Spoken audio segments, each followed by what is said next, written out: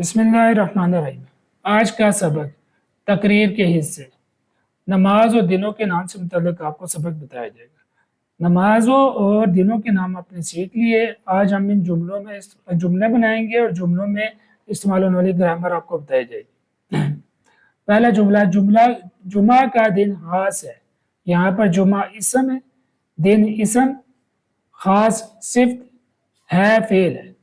دوسرا جملہ آج خوشی کا دن ہے۔ یہاں پر آج ظرف زمان ہے، خوشی اسم ہے، کا حرف اضافت ہے، دن اسم ہے فعل رابطہ ہے۔ تیسرا جملہ جمعرات کے بعد جمعہ آتا ہے۔ یہاں پر جمعرات اسم ہے، کے حرف اضافت ہے، بعد حرف جار ہے، جمعہ اسم ہے، آتا فعل۔ چوتھا جملہ میں نماز فجر ادا کرتا ہوں۔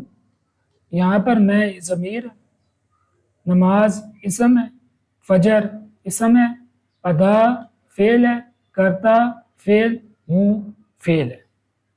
تو یہاں تک آپ نے تقریر کے حصے اور اس پہ جملے اور پھر اس میں استعمال ہونے والی گرامر کو سیکھا۔